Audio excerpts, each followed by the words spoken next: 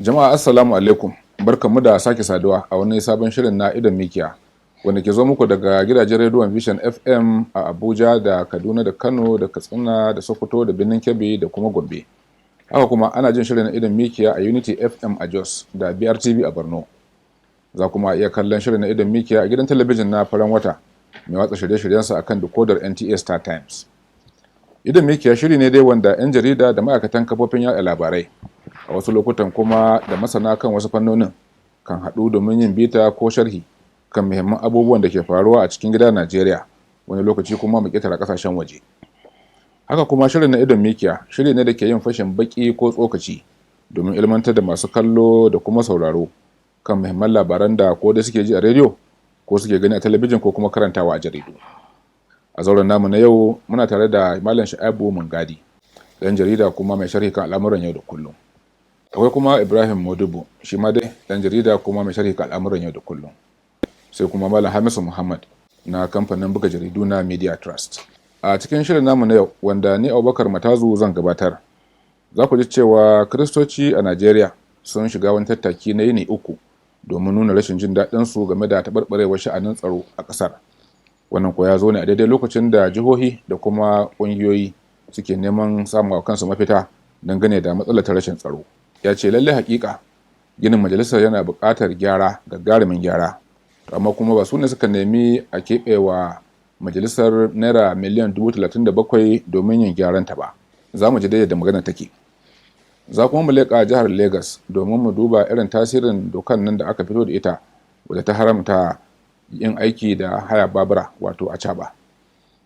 Wasu kenan daga cikin abubuwan da za mu duba. Malamai bari mu je kai tsaye ga wannan tattaki da na ga wato Kiristoci ko kuma mabiya addinin Kirista sun fara a Najeriya, musamman a birane kamar Ibadan da Lagos, inda suka ce sun fito ne domin nuna rashin jin daɗin su a game da yadda sha'anin tsaro yake ƙara taɓarɓarewa a Najeriya nan. Shugaban ƙungiyar Kiristoci ta kan Samson Ayekulle, wanda shi ya jagoranci wannan tattaki a Ibadan, ya ba da misalai na irin abubuwan da ake ganin suke ƙara tayarwa da jama'a hankali, musamman ganin cewa nan ba da jimawa ba ne, nan baya ba da daɗewa ba, aka fito da wani bidiyo wanda ya nuna yadda aka kashe wato wani shugaban addinin Kirista, wato chairman na ƙungiyar ta kan a ƙaramar hukumar Micika ta jihar Adamawa. Wannan kuma a waje ɗaya akwai wato Reverend Lawan Andimi. Akwai kuma wasu mutane 2 da aka sace. Akwai wata mata, wato akwai ɗan shekara 18 Michael Nadi, da kuma matar wani likita a Kaduna wato Philip Ataga, waɗanda aka sace daga baya kuma aka tsanci gawarwakinsu. Gwamnatin tarayya dai ta ce wannan duk ba wani abu bane, aiki ne na wasu 'yan ta'adda da ke neman su haddasa fitina tsakanin Kiristoci da Musulmi a Najeriya. A daidai wannan lokacin ne kuma aka samu labarin an kama wani mutum ko abin nan ko kuma wani matashi a Kaduna, wato Nathaniel Samuel, wanda ake zargin ya je zai tayar da bom a cocin Living Faith Church a sabon tasha da ke nan Kaduna.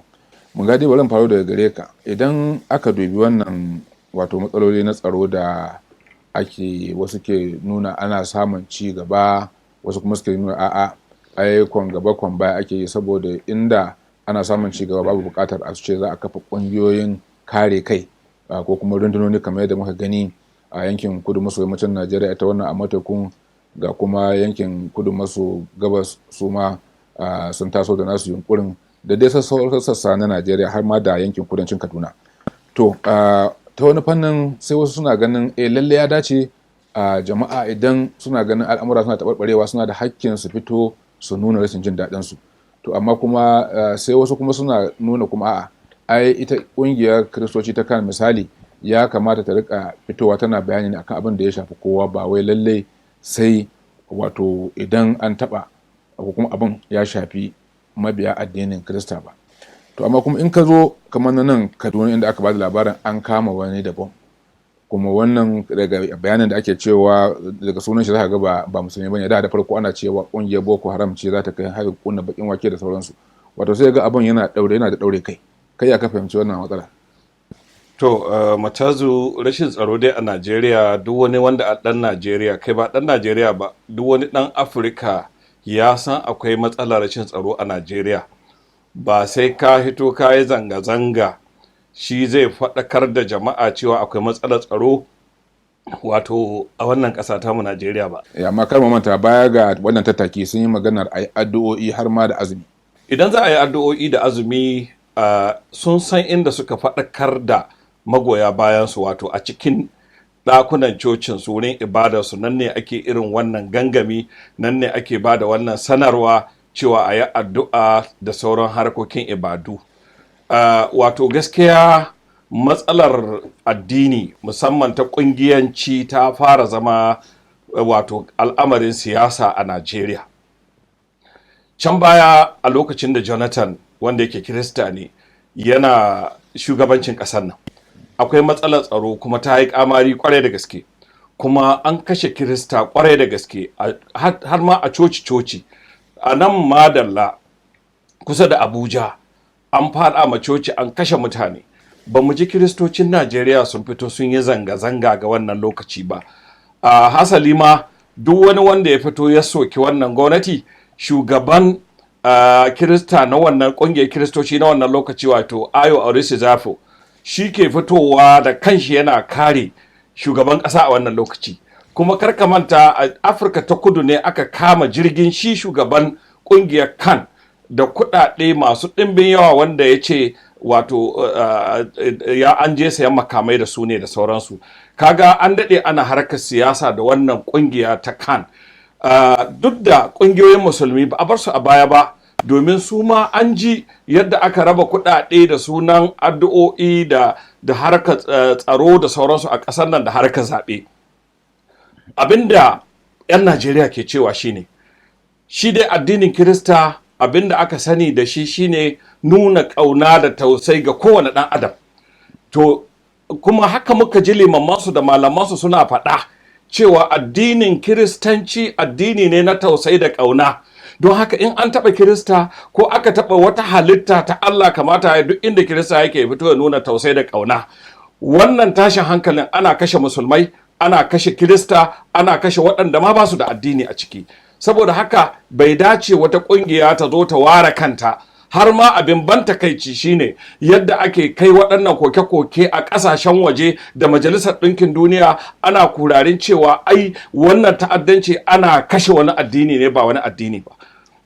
Yanzu shekaran jiya an ce an kama wani Nathaniel Samuel, wanda yake mabi addinin Kirista ne, kuma ya je wani coci a Sabon Tasha Kaduna, da ake zargin cewa ya zo da bam domin ya tada shi a wannan cocin. A can baya an yi ta samun irin waɗannan, kuma ana kama su. Amma abin ban takaici, jaridun Najeriya, kakabbancin jarida guda ba jaridar da ta ruwaito wannan labari, sun yi shiru, sun yi gum. Kaga addini ya ratsa, bambancin addini ya ratsa aikin jarida a Najeriya, ya ratsa aikin tsaro a Najeriya. Wato 'yan siyasa sun yi nasara raba kan 'yan Najeriya ta ɓangaren siyasa, da ta ɓangaren addini da ƙabilanci da ɓangaranci. To, Ibrahim Modibo, idan na zo gare ka, wato kaji bayani da Magadi ya yi cewa wato idan ƙungiya ko ƙungiyoyi misali musamman na addini za su yi magana, to su yi magana akan jimlar ko kuma abin da ya shafi kowa bai ɗaya. To amma kuma duk da aka so a ga ko ila laifin ita wannan ƙungiya wani lokaci kamar tana shiga siyasa, wato wasu suna cewa yanayin ƙasar nan ya kai halin da wato baya da za a yi da ka yi shiru, gara ka fito ka yi magana ko da ba ta da daɗi. Kuma suna ga aikin wannan hukuma ko kuma wannan ƙungiya ta kan shine ƙoƙarin kare hakkin mabiya wannan addini. Saboda haka a iya cewa ba aikinta ba ne misali ta ɗauki abin da ya shafi sauran mutane ta ce ita ma za ta shiga gaba domin nema musu hakkinsu. Wallahi duk lokacin da na ji irin waɗannan abubuwa suna faruwa ta wajen addini inda ake cusa cikin siyasa, kukan zuci nake yi. Don ganin cewa mun waye gari yau a Najeriya, abubuwa ko da me abu kaɗan duk ana sa addini, ɓangaranci, a sa yare da sauransu, wanda ba zai kawo mana ci gaba a wannan ƙasa ba. kamar ni na sani na yi makaranta a wajen mission. A lokacin da muke makaranta mutanen nan wallahi tallahi turawa za su zo ta da mu ko lokacin azumi da sauransu mu yi sahur, lokacin da za mu sha ruwa su kai mu masallaci ranar juma'a mu yi layi mu sa kaftan mu je mu gaida sarki sai mu sake dawo makaranta. To yaushe ne aka wayi gari aka ga cewa yau mutane an zo an samu rabon kai, a'a Kirista zai zo yanzu haka kamar abin da ke faruwa yanzu. Lokacin da kwanan bayan nan da sarkin Fortescue aka je aka kakkashe mutane da sauransu, akwai wanda ya fito ya yi ma wani jaje? A sai wato idan abu ya taba ka ne kawai shine mutum zai zo ya fito? To a demokradiyance kan tana da zarafi na tafi ta gangami, wannan demokrasi ta yarda da shi. Amma abin da muke duba shine menene nan gaba, menene wanda zai haifar. Don a yanzu komai yanzu a Najeriya ta fara fa abin da ake drifting tana fadawa ta wajen maganar addini inda ake kawo mana cikin siyasa sosai. To wannan abin ba zai kawo mana ci gaba ba. Abin da ya kamata mu duba shine kamar yadda Mungadi ya magana, ya faɗa kan cewa a lokacin President Jonathan an yi ta bombing irin su church da sauran mutane da yawa a ruwa da masallatai suka rasu, mutane aka kashe su.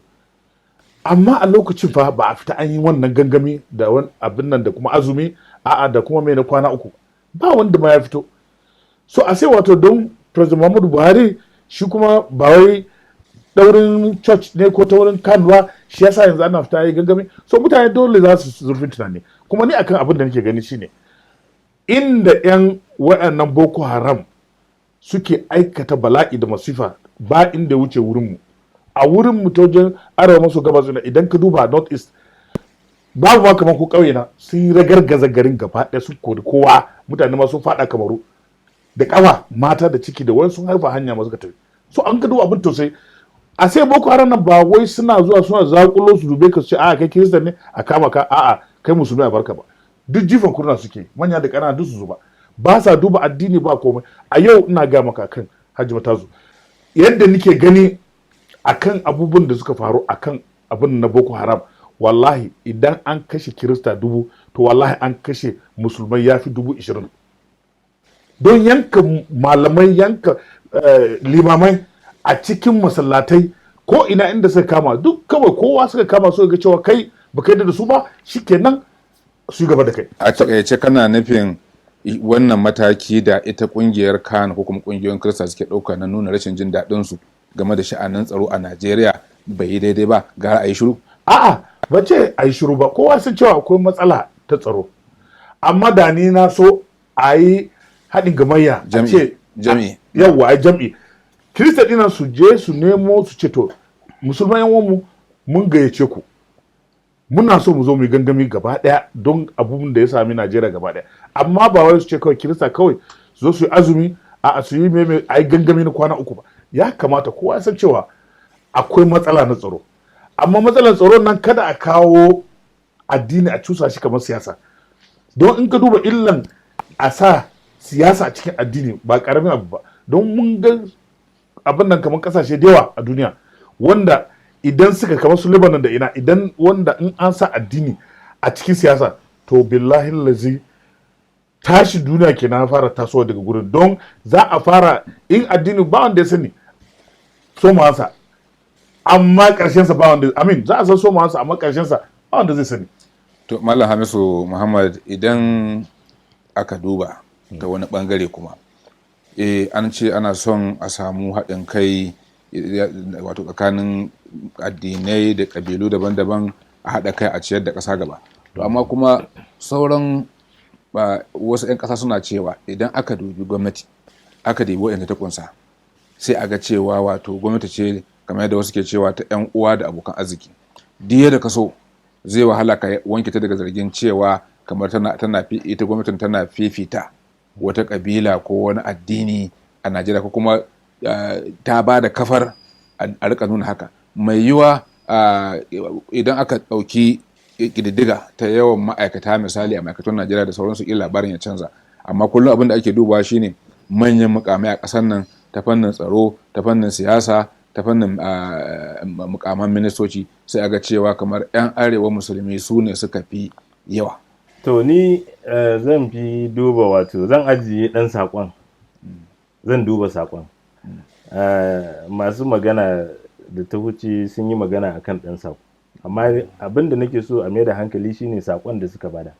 Shin abin da suke faɗa ya faru ko bai faru ba, kuma abin da suke nuni a kai gaskiya ne ko ba gaskiya ba ne. Idan ka lura da ita ƙungiyar kan, mun san cewa tana shishigi wajen harkar siyasa, kuma ba ta sanyi wajen kare ra'ayinta da kuma ra'ayin mutanenta. Wannan hakika haka yake. So amma saƙon da suke faɗa ɗin shine wato abin dubawa. Kamar yadda na faɗa, kaga harkar security nan ta shafi kowa, kuma gwamnatin nan an rasa wanda zai gaya mata ma maganan nan ta ɗauki maganar da muhimmanci. Duk da makudan kuɗaɗen da ake warewa da jawaban da mutane suke towa suna yi game da sha'anin tsaro. Wani labari ma da nake karanta an ce a shekara 5 daga 2015 zuwa 2000 nan da ake ciki, 2020, an yi budget na wurin tiriliyan 3 akan harkar tsaro kawai. To kaga sai ka duba ka ga wane ne zai gaya wa gwamnatin nan magana ta ji. Babu irin maganganun da ba a yi ba, 'yan jaridu ba su yi ba, kai hatta majalisa da ake ganin su ne kusan wakilan jama'a, kuma ana ganin gwamnatin nan kamar majalisar ka suke tare da ita. To ita ma abin ya kule ta zo ta fara magana cewa fa security nan da ake magana ya kamata a yi wani abu, wanda za a cire, wanda za a gyara. To ni a gani na maganar da ta yi ba wani magana ba ce mai laifi, saboda in an samu gyaran nan kowa zai shafe shi, kamar yadda ɓannan nan take shafa kowa da kowa, haka gyaran ma in an samu dole ne zai shafi kowa. Kuma ni a tunanina ma ba ma kan ba, idan za a samu kowane ƙungiyoyi, kai ko ƙungiyar Fegan ne za ta zo ta yi magana akan a gyara harkar tsaron nan, to ni in sun yi wannan magana babu laifi. Kuma ya zama darasi ga sauran ƙungiyoyi na addinai, musamman na musulunci. Malamai mun san suna iyakacin ƙoƙarinsu. Azumin da ya wuce mun san wasu malamai ma an kama akan sun nuni cewa akwai matsala a Zamfara da Katsina da sauransu, an kama su, an tsiye su, an ji wani bayanai daga bakinsu. To wannan kai ya tsoratar da su. Ƙungiyoyin malamai na addini su fito su ma su ringa irin wannan bayani duk lokacin da aka taɓa wani, ko nasu ko ba nasu ba, su fito, saboda addinin musulunci shi ya shafi kowa. Su fito su yi bayani, su nuna wa gwamnatin nan dole ta ɗau mataki. To ina ganin aka yawaita irin wannan kalaman, ita gwamnatin za ta san cewa lalle wannan abin da ake magana ba wai siyasa bane, ba kuma ƙarya bane. Hakika wannan magana ta cewa shugaban ƙasa yana mamakin abubuwan da suke faruwa a ƙasar nan, to zai farfaɗo daga mamakin da yake ɗauki mataki. To mun gadi da yake Malam Hamisu ya ambaci Zamfara. Jihar Zamfara ita ce ta fara ɗaukar matakin yin sasanci da 'yan bindigar da suka addabe ta, waɗanda suke kai hari suna kashe mutane, su kwashe dukiyoyi, da tun daga maganar satar shanu aka dawo kuma mutane ake sata. Wannan sasanci lokacin da aka yi shi da waɗannan 'yan bindiga ana ganin ya kawo sauƙi sosai, sai kuma aka ji kuma abin ya koma ya ba da ƙarfi wajen jihar Katsina da jihar Kaduna. Jihar Katsina ita ma ta yi nata sasancin da su. To amma na ga kwanan nan kuma hankali ya dawo kan jihar Zamfara, inda har ma aka ba da labarin an sace wani abin nan hakimi ne ko mai gari a ƙaramar hukumar Gumi, a cikin masarautar Gumi, da ɗan shi ana neman a ba da kuɗi masu yawa.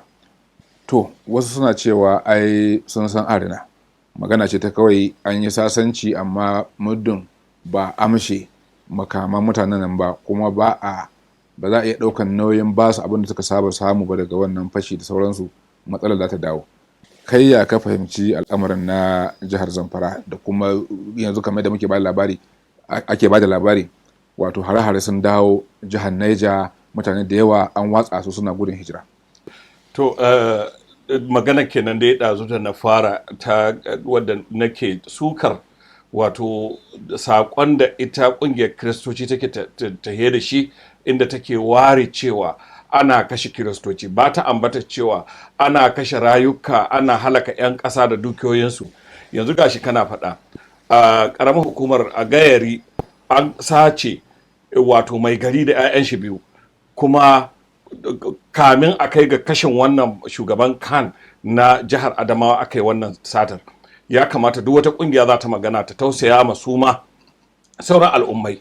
A can baya mun ga yadda aka yi kashin gilla ga malaman musulunci, su Sheikh Jafar, su Sheikh Albani, su Sheikh Umaru dan mai shiya, duk ai musu kashin gilla kuma zamanin gwamnati, kuma ba mu ji wata kungiyar addini ko ta musulmi ko ta Kirista ta haito ta yi Allah waddai ko ta yi zanga-zanga ba.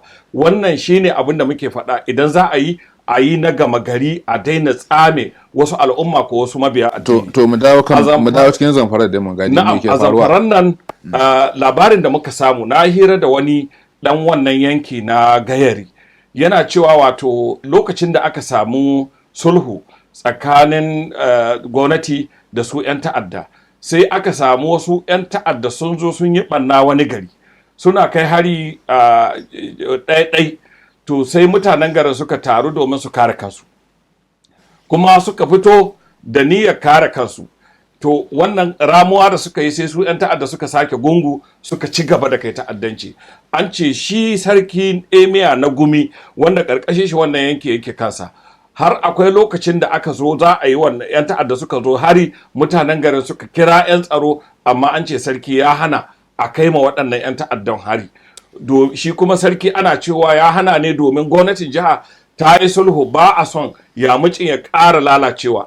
To amma al'umma ba su kai hari ba su kuma ramuwa ba, amma 'yan ta'adda su kuma ba su daina ta'addanci ba, su kuma ma'aikatan tsaro su kuma ba su kai ɗauki ba, kuma gwamnatin jiha ba ta ɗauki mataki ba. To wannan shi ya jefa waɗannan al'umma cikin wannan hali, inda ya kai har kwana-kwanan da aka zo aka sace sarkin garin da 'ya'yansa, ana neman kuɗaɗen fansa masu yawa. To kuma daga wannan yanki ne waɗannan 'yan ta'addan suka samu suna zurarawa jihar Kebbi, suna ɓanna a yankin ƙasar Zuru. Daga nan ne kuma suka samu suna zurarawa a cikin wato ɓangaren birnin Gwari na jihar Kaduna har zuwa jihar Niger. To wannan shine abubuwan da ke faruwa na ƙara taɓarɓarewar tsaro a jihar Zamfara. Malam Ibrahim Modibo, na ji wasu suna ta magana, suna ƙorafin cewa wato kamar gwamnati ta san da wannan matsala, kuma tana ɗaukar matakan da take ɗauka don shawo kan lamarin, amma babu alamun tausayawa. Ba a jin wani jami'in gwamnati ko misali shugaban ƙasa ya fito lokaci yana magana, nuna juyayi akan irin waɗannan abubuwa da suke faruwa a wurare da dama. Kai kana tunanin haka, ko kuma kana ganin bayani baya kaiwa ne ga gwamnatin yadda ya kamata? To idan ka duba, wallahi ni dai ina gani kamar shi shugaban ƙasa mai girma president Muhammadu Buhari, ni a gani na yana kokari, don duk abin da wannan hafsoshin sojojin nan suke nema, wanda kamar Shamisu yake magana, a cikin shekara 4 da suka wuce tiriliyon 3 aka bayar, kasafi aka bayar don a sai abubuwan kayan yaƙi da sauransu. Amma dan bincike shi Hamisu, don an yi kasafi ana neman misali kudaden da jimlar su ta kai tiriliyan 3, baya nufin cewa an samu tiriliyan 3 nan, ko sun da naga da yawa ana cewa kasafin kuɗi ana da yi ne, amma kuɗin da ake aiwatarwa ko aikin da ake bai wuce kashi 30 ko 40. To in muka bi yanda ita wannan gwamnati take faɗa cewa duk abin da sojoji suka bukata ana basu, za mu iya cewa ko da ba a samu wannan tiriliyan 3 ba, kaɗan ne ba zai gaza ba. Yana cewa shugaban ƙasa ya yi ƙoƙari, kuma ga kuɗaɗen nan ana cewa an ware da yawa kuma an ba mutanen nan. To inda masu sharhi suke ganin kasawa shugaban ƙasa shine, idan har ya ba da waɗannan maƙudan kuɗi ga ma'aikatan tsaro kuma ba a samu tsaron ba, me yasa ba a sauke kowa ba, ba a hukunta kowa ba, ba a yi komai ba, ba a binciki kowa ba, kuɗin sun tafi ga iska. To kaga Ibrahim, daga bayanin da Mangadi yake yi, wato ware kuɗi ko amincewa a bada kuɗi bai isa ya wanke shugaban kasa ba daga cewa ya yi duk abin da ya kamata. Wato akwai magana cewa abin diddigi a tabbatar cewa kuɗin nan an yi amfani da su, kuma ma'aikatan suna aikin da gaske, in ba su yi a sanya da za a yi da su. Haka ne, ni na gode da ka bani wannan zarafi cewa bari in yi magana akan yadda abubuwan da yasa da yasa nake wanke shi shugaban kasa. In ka duba a duk duniya ko majalisar ɗinki duniya ne ko america ko ina, duk duniya shugabannin tsaro su suke zama su yi muhawara yadda za su execute ko kuma yadda za su dabarun yaƙi. Abin shi shugaban ƙasa abin da ya kamata shine idan suka nemi kuɗaɗen nan, ai ba yana ba su a hannun su direct ba, yana tura ma ko minista ko kuma abin advisor ɗin tsaro da sauransu wanda za a je a yi wayan abubuwa. To shi ba zai zana ko ina ba. A lokacin da ke GOC idan ka tuna a lokacin Shagari, 'yan Chadi fa suka shigo kusa da Maiduguri suka kuso kai, ya biyu su da dare har cikin Chadi, sai da shugaban ƙasar Chadi ya buga president da Shagari wa a cewa fa ga wannan fa mutumin na ya iso fa da Allah mai da shi, kama aka zo aka masa magana ya dawo. So yana gani a matsayinsa na general, duk general da aka ba su kayan aiki da meme ya kamata su yi aiki fi sabilillahi, kuma idan har suka kasa ya kamata su tafi. To abin da ake ta nema yanzu ka duba ko ina ana muhawara, duk a majalisa ne ko ina inda kake jin ake muhawara a duk Najeriya ana magana kan cewa a canja wa'annan shugabannin sojoji da sauransu. To amma waye zai canza su? To rashin shugaban kasa ne shine ya kamata ya canja su. To amma ganin haka, to ai sha sa inda kenan ni na ga laifinsa. Rashin canja su din nan ban san me yasa ba. To shi idan ka san shi Mr. President mutum ne wanda baya son a tura shi wajen bango, yana so ya ɗauki lokacinsa ya ga cewa gashi ya kawo dalilai da zai canja. Amma wannan a gani na ba daidai bane ba. Ya kamata yadda 'yan majalisa suka yi magana, babu ba kamar Mungadi, kullum na ce Mungadi sarki bulala da yake ba gwamnatin nan akan a cancanta mutane nan gaskiya ne. Wa'annan shugaban hafsoshin sojojin nan billahi lazi yanzu duk wayo abin nan duk wayansu da komai akan fannin yaƙi da sauransu ya ƙare. Ba yadda za a ce an ci galaban wannan tafiya na yaƙi da Boko Haram din nan idan ba an samo wa'ansu ƙwararrun sojoji na ƙasa wanda suke da zuciya, wanda kuma suke ga cewa suna da wasu dabarun yaƙi na duniya su zo shigo. Amma ganin cewa a yadda muke tafiyan nan a cikin wa'annan hafsoshin sojoji, ni ban ga wani abin da zai sake zuwa wani abu sabo ba. Ibrahim, idan kowa dabarunsu ya ƙare to ba su suka kasa ba, shugaban ƙasa ya kasa. Don idan har dabarunsu ya ƙare, jama'a ƙasa sun ce ya isa haka nan, kuma ya ƙi canzawa, yana so ya ɗauki lokaci. Shekara 5 wani lokaci za a ɗauka, sai jama'an Najeriya sun ƙare za a ɗauki duk wanda za a ce za a san lokaci. Malam Hamisu, Malam Ibrahim Madobe ya magana cewa wato yanayin gwamnatin suna son ta tafi da abubuwa a natsanne a hankali da sauransu. Amma jama'a ƙasa suna cewa turawa ta kai bango. Idan gwamnati ba ta iyawa, su kuma za su ɗauki matakan kare kansu. An fara ganin ƙungiyoyi da rundunoni suna fillowa nan da can, waɗanda kuma idan har yadda wasu suke nuna ne, ana tsoron cewa idan suka kai ƙarfin da ake tunanin za su iya kaiwa, to zai zama na gwamnati ta tsakiya ko kuma gwamnatin tarayya ba ta da ƙarfin da za ta sa ko ta hana a Najeriya. Wato na ji daɗin wani bayani da wani shugaban sojoji ya ce shi fa ba su suka naɗa kansu ba, naɗa su aka yi. Kuma a tsarin gwamnatance idan shugaban ƙasa ya baka irin wannan mukami na tsaro, ya tura ka postin ne, ya tura ka ya baka aiki ne, a matsayinka na soja ba za ka iya ce ba za ka yi ba, in ka ce ka yi haka rini ne. To saboda haka yanzu wannan laifin ko kuma wannan gazawa gaba ɗaya a fadar shugaban ƙasa take. Kun gani abin nan ga yanda ake, kuma ka kira su sun ma bayani amma baka gani a ƙasa ba, to kai kamata ka ɗauki hukunci. Duk wannan gaba ɗaya ya faɗa akan shugaban ƙasa ne. To madalla, ina ga za mu ɗan dakata a nan mu sarara sa'an nan mu dawo mu ci gaba. Filin Idan Mikiya ke zo muku daga gidajen rediyon Vision FM da gidan talabijin na Farin Wata Shakallo.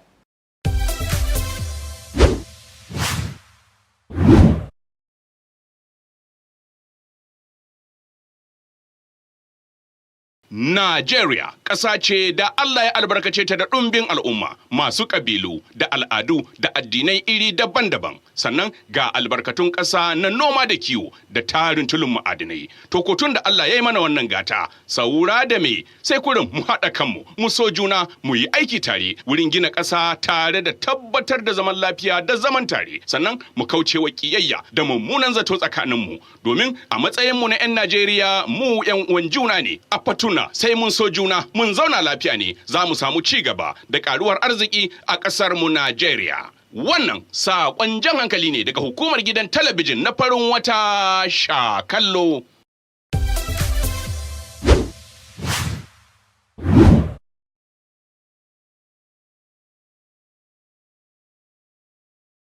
Tuma da filin da mikiya ne ke zo muku daga gidajen rediyon Vision FM da gidan talabijin na farin wata. Malamai, labarinmu na gaba kuwa ya shafi wato haramta aiki da kekuna ko mashin na haya da ake kira a da kuma keke napep a jihar Lagos, wanda ake ganin zai taimaka wajen shawo kan matsaloli da dama. Kuma jihar Lagos jiha ce da muka san ta yi kokari wajen wato gyara hanyoyin sufuri da kuma da samar da ababen hawa na sufuri irin na zamani a wurare daban-daban.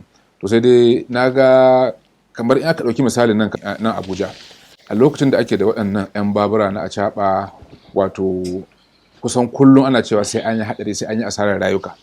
Amma zamanin da ministan babban birnin tarayya Abuja Malam Nasiru El-Rufai a lokacin ya ɗauki matakin haramta su a nan cikin Abuja, sai ya zama sai da aka yi wajen wata ɗaya ba a samu haɗarin da wani ya rasa ran shi ba a irin wannan harka ta acaɓa, wanda Hausa suke masa kirari da cewa wato suna tuƙi ne na rashin hankali, wato babu horon tuƙi. Kowa daga ƙauye zai iya sai mashin ya tafi birni ya je ya tuƙi yadda ya ga dama. Wasu wurare ana masa kirarin cewa wai in ma za su shiga hanya wai shege ka duba, a wani wuri kuma ana ce musu ma wai shekara da kafa ƙauyanci.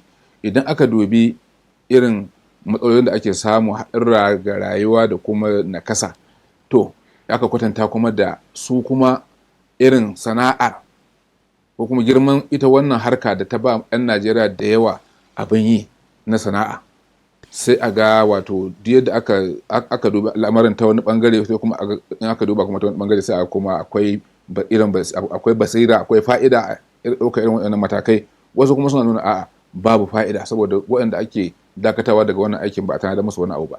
Bari dai kai mana bayani, shin ita jihar Lagos menene dalilin da ta bayar na ɗaukar wannan mataki?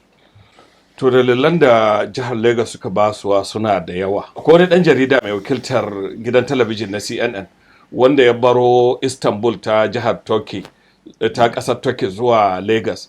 Ya ce hilin jirgin saman Lagos zuwa masaukin shi da ya sauka, tafiyar da ya yi ta fi ta tsawon tafiyar da ya yi da ƙasar Turkey zuwa Lagos. Wato kana tafi lokacin da ya ɗauka saboda cunkoso. Ya ce ya ɗauki fiye da awa 5 kamin ya kai masaukinsa saboda cunkoson gari.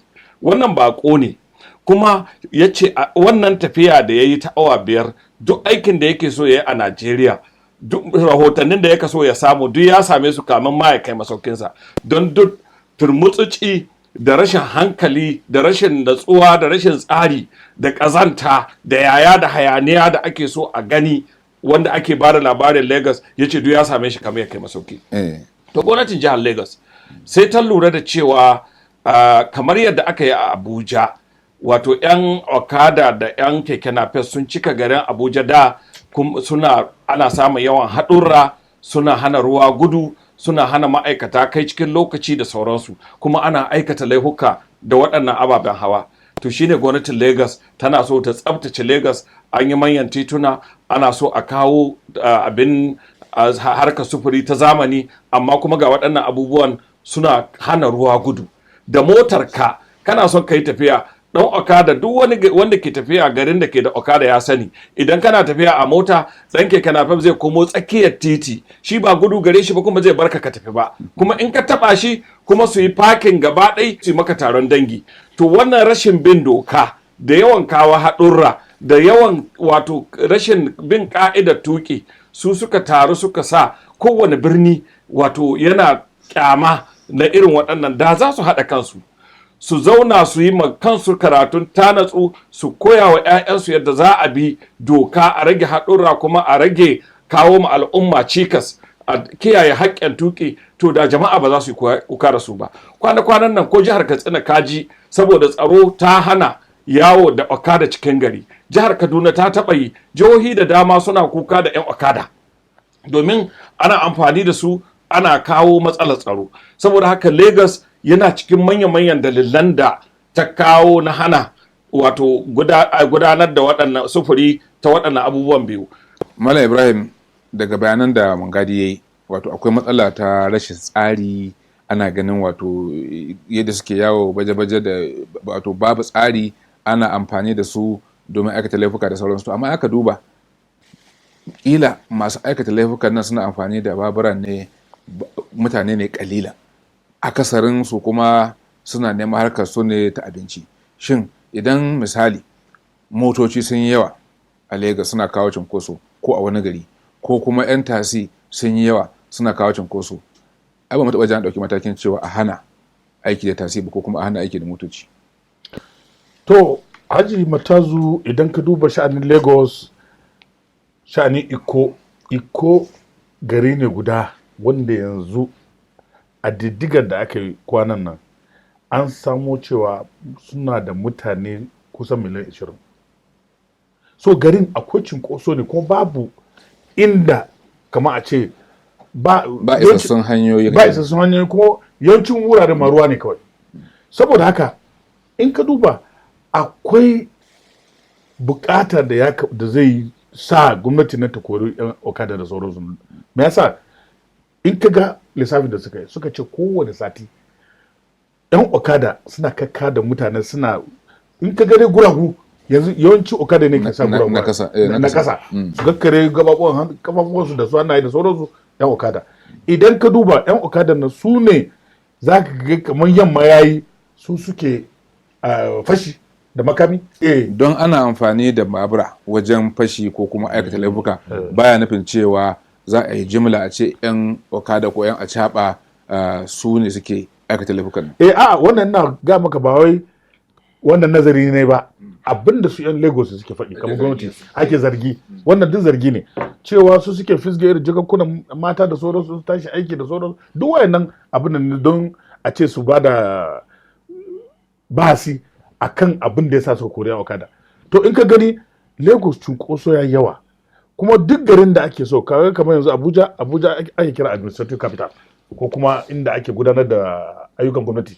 To Lagos a Najeriya kowa ya sani cibiyar kasuwanci. Saboda haka dole ne duk gwamnati take da fasaha, duk gwamnati take da tunani da zurfin tunani, ya kamata a samu motoci na zamani inda kamar Brazil, in ka duba yanzu Brazil su ma yanzu a cikin diddigan da suke kamar Rio de Janeiro yanzu suna da abin da sun fi miliyan 20, amma ba za ka ga wayannan okada ko na ba, za ka ga cewa motoci ne ga su suna nan manyan motoci buses ɗin da ake samu ana sa su a hanya. So ni a gani na ban ga laifin Lagos ba akan su hana wannan 'yan babura da 'yan abin nan, amma akwai fa abin da zan ce problem ko kuma akwai matsalar shine mutanen da aka ce an hana su me za su yi, da yawancinsu suna neman abinci. Shi yasa yanzu ya zama dole akwai mutane da yawa da suke zuwa Lagos daga sassa daban-daban na ƙasar nan suna hawa okada.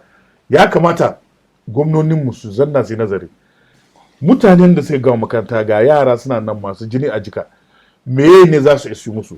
Za su tallafa musu batun zuwa noma? A'a, za su ba su ayyuka na yi, don rashin aiki yi shi yasa ake zuwa. Yanzu ga mutum ya je ya ga makaranta, ya yi university ya gama, ya yi abin nan har yana da master, za ga yana hawa okada a Lagos. Saboda haka ni a gani na ya kamata gwamnati ta yi tsari, ta yi zurfin tunani, ta duba a ta ina ne za ta taimaka 'yan ƙasa inda mutane za su samu aiki su ci abinci. Don the moment in har ba su taimaka wa waɗannan yaran ba, to wallahi ba yadda za ka raba sace-sace, fashi da makami, kidnapping ko kuma sata mutane da sauran dukkan wayannan abubuwa ne da yake nan tattare da rashin aiki. Malam Hamisu, na san kamar yadda Malam Ibrahim yake bayani, wato matsalar samar da aikin yi ko rashin isasshen aikin yi a Najeriya babban matsala ce da duniya ma gaba ɗaya, wadda ana dangantawa da abubuwan da ke iya kawo karuwar aikata miyagun laifuka. Idan ka duba mutane da yawa suna gaya man cewa a Lagos wata sa'a da su fita da mota gara su hau okadan nan, saboda ya fi sauri. In aiki zaka je, in mitin kake da shi, okadan nan ya fi sauri duk da haɗarin da aka ce yana da shi. To idan kuwa haka ne, a garin nan cinkus kamar ake cewa ake tsoma makaranki sai wanda ya zo ya gani, anya lokaci yayi da za a janye misali a haramta wannan harka ta okada gaba ɗaya, ko kuma a takaitawa ya kamata a yi, ko kuma a tsaftacewa ya kamata a yi? Wato ni kaina na mori harka a caɓa wannan zuwan Lagos da na yi na ƙarshe. Inda ba dan a caɓa ba da sai na rasa jirgi na, kuma sai na kashe kusan 10,000 na sabon hotel da zan kama. To ba yanda za a ce wato ba su da amfani gaba ɗaya, kuma in irin wannan ya faru gwamnati kamata ya ta duba ta gaya za ta yi ta kawo gyara. akwai wasu da suka kawo sabon tunani wanda ake kira, amma sun fito da sabon tsari wanda za ka yi amfani da wayarka ka kira su zo su ɗauke ka, kuma da caji ta katin waya ta kati za ka tura kuɗi ba ma tare da kai wannan so za ka ga su tsarin su daban yake.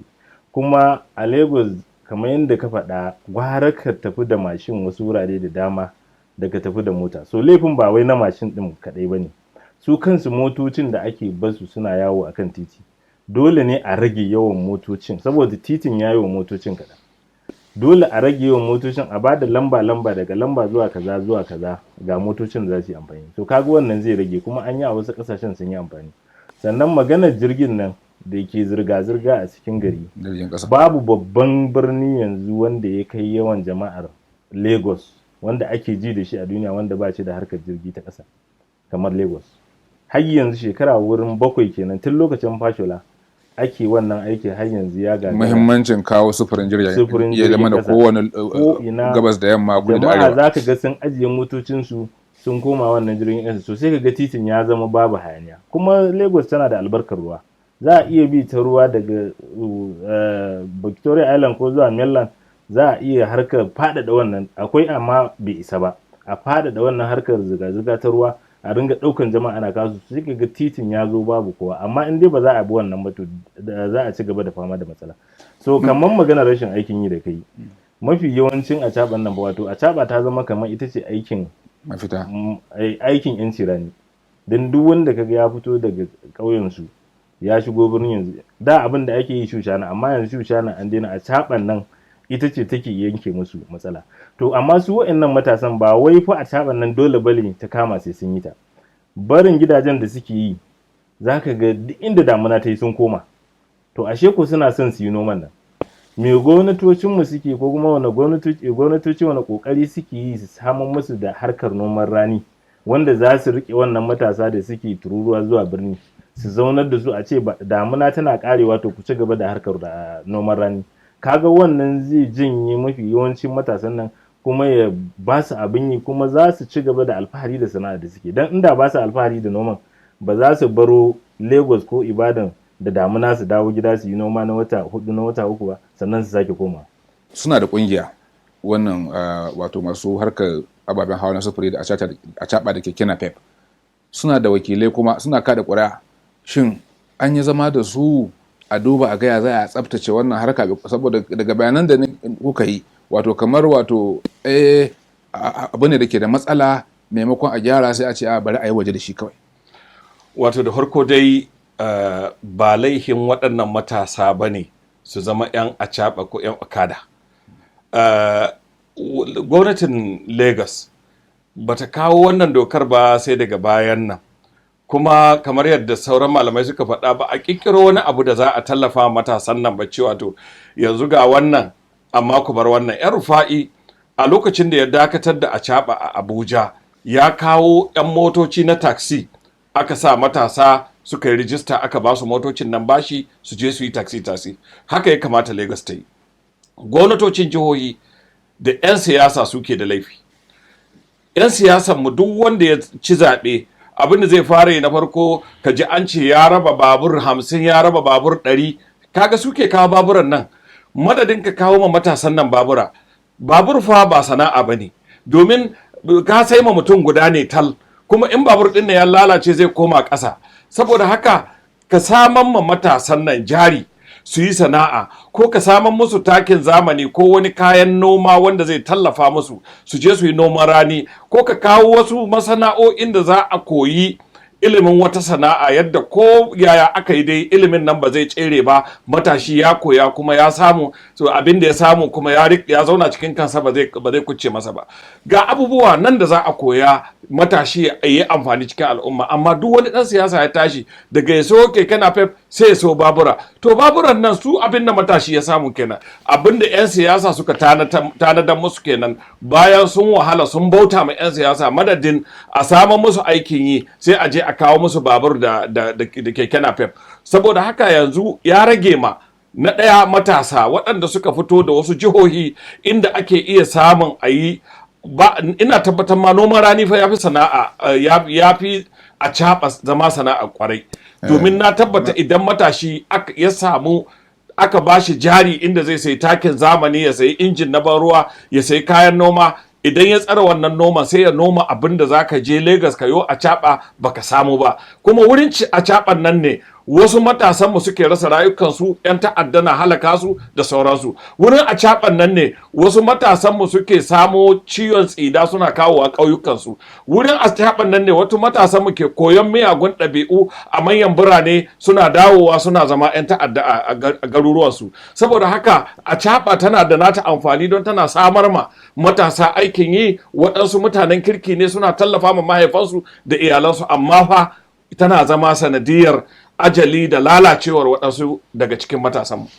To, ina ga bari mu je ga labaranmu na ƙarshe wanda ya shafi wato cacar bakin da na ji an ta yi kwanakin baya game da wato kuɗi naira miliyan 37,000 da aka ware domin gyara ginin majalisar dattawa da majalisar wakilan Najeriya, wanda 'yan Najeriya da dama suka rika cewa ai kuɗin sun yi yawa a yanayin da ake ciki, ya kamata akwai abubuwan da za a yi amfani da waɗannan kuɗi wanda za su fi yi wa jama'a amfani. A lokacin wasu sun rika tunanin kila 'yan majalisa ne su ne suke son su ware wannan kuɗi don su samu 'yan kwangilolin da za su yi. To amma dai ta bayyana cewa majalisar ba ita ta nemi wannan kuɗin, ba ita za a ba wannan kuɗi ne da hukumar gudanarwa ta babban birnin tarayyar Najeriya FCDA ta nema. To yanzu na ga shi shugaba masu rinjaye a majalisar dattawan Najeriya Yahaya Abdullahi yana cewa lalle fa majalisar nan tana buƙatar a mata gyara saboda abubuwa da yawa sun lalace, kuma wurare da yawa kaje za ka ga wayoyi akwai haɗurra idan ba a yi wannan gyara ba. Mun gadi ban san koyaushe ne zuwanka na ƙarshe majalisar nan ba, kai da kaje kaga alamun wurin nan ya lalace. Da farko dai Matazu, da hukumar birnin tarayya da ta shirya wannan kasafin kuɗi miliyan 37,000 da majalisa ta tarayya wadda ta sama wannan kasafin kuɗi ta bar shi ya wuce aka ce ya yi daidai, da shugaban ƙasa da ya sama yawan miliyan 37,000 hannu don a gyara majalisa, duk ba su tausaya ma 'yan Najeriya ba. Da makaranta inda ake koyon ilimi, da asibiti inda ake neman lafiya, da majalisa ina yafi muhimmanci. Duk makarantar da ka sani a kowanne za a ce kowanne da nashi muhimmanci, wanne yafi muhimmanci, kowanne an kasafin kuɗi ya ware mashi kuɗaɗen da za a tafiyar da hidimomi a wurin. Nawa aka ware ma makarantun nan cikin garin Abuja? Duka gaba ɗaya makarantun nan gwamnati na Abuja nawa an ka ware masu? Idan ka shiga za ka ce wurin kwanan awaki ne a cikin garin Abuja, a cikin babban birnin Abuja. Don me za a ware kuɗi? Wannan majalisa idan ka shiga kamar kalasa take Matazu, lafiya lau take ba abin da ya same ta.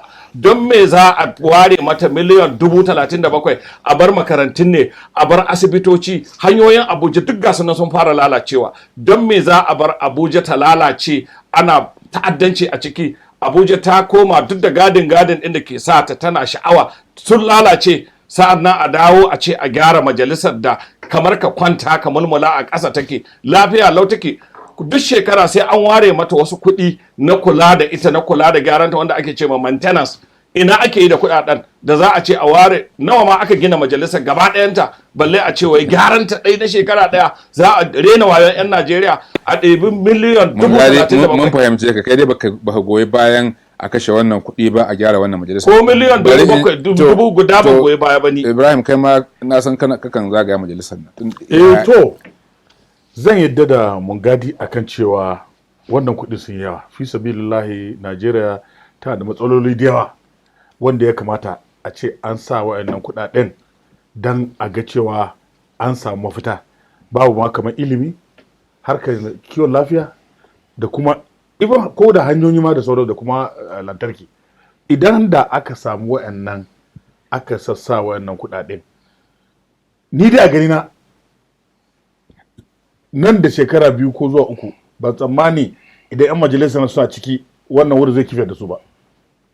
Saboda haka a ganin haka kudin nan fi sabilillah ya yawa, amma ni kuma ba zan ce zan ga laifin shugaban kasa ba, don shugaban kasa ba da laifi a ganin cewa mutanen nan fa su suka zanna su ne wanda suke kamar representative na mutane wakilan jama'a yan senator to a sai idan har wayannan mutane dattawa suka zanna suka yi nazari suka ga cewa wannan kudaden ga ya kamata a kai wannan gurin suka ce a'a lalle sai da a gyara musu wurin da za su je su ji daɗi don su gudanar da su yi aiki to a jin daɗi da aiki duk ɗaya ne a wurin su tunda wannan kuɗi gaskiya yawa amma gani haka ni na ga cewa wa'annan dattawa majalis dattawa da kuma 'yan majalisa ma gaba ɗaya na National Assembly ba su ma Najeriya adalci ba don ganin cewa gaskiya ko da National Assembly ne suka sa cewa FCDA idan har za a zo za a ce za a aikin nan in har an bashi wannan kuɗin wallahi ni dai ina da imani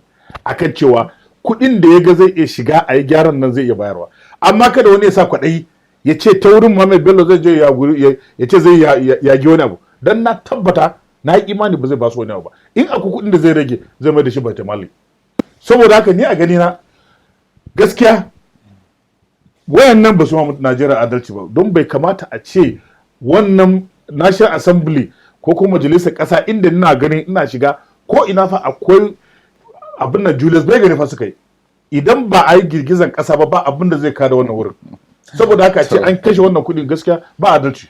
Malam Hamisu na ɗauka ai kasafin kuɗi kamar wani ana ba mutane dama dan za a kasafin kuɗi kowa ya bada gudunmawar shi idan kuma ba wai ka je majalisa ba a kan na ɗan majalisa wanda suke wakiltar jama'a kuma su 'yan majalisar nan idan sun zauna sun ga cewa kaza ya dace a yi sun gabatar hukumar babban tarayya ta yi wannan nan bangarori uku na gwamnati da ita hukumar babban tarayya da majalisa da gwamnatin ƙasa duk sun aminta akan cewa a kashe wannan kuɗi anya duk maganganun da ake bai zama ihun ka banza ba ina ganin zai iya zama ihun ka banza saboda wannan surutan da ake da kyar zai iya sa a canza abubuwan da suke faruwa idan ka lura amma yana yiwa a kasafin kuɗi an amince da shi kuma a dawo a canza wani abu sai dai a iya samun jinkiri wajen ba da wannan kuɗaɗen gwamnatin za ta iya cewa to tunda mun ji an yi surutu da yawa maimakon a tura kuɗin nan duka a ba ku rabi sai ku sa ragowar a wani bajin na shekara mai zuwa kuma wannan shine abin da ya faru ga su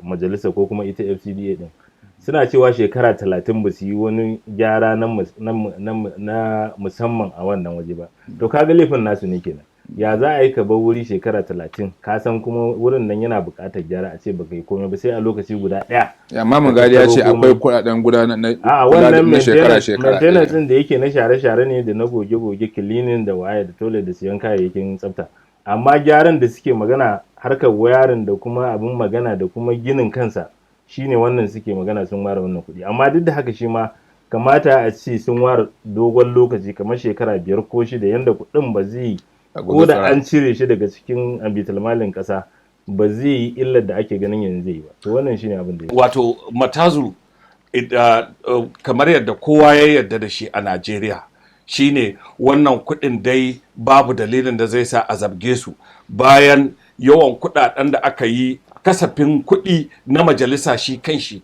ya fi kasafin ilimi da aka yi ya fi kasafin kiwon lafiya a ƙasar nan gaba ɗaya mutum nawa ne duka majalisar ba su kai mutum 500 ba amma dibi yawan kasafin kuɗin da aka ba su dibi yawan kasafin kuɗin ma'aikatansu manya ne dibi kuma yawan to ai babu babba wanda ya wuce talaka wanda shi ya zaɓe su da ba don talakawa ba da ba za a zaɓe su ba kuma tun da ba su tausaya ma talakawa ba bari ka ga abin da zai faru yana da wahala duk ɗan majalisar da bai tashi ya nuna adawa da wannan kasafin kuɗi ba to bai ji tausayin talaka ba.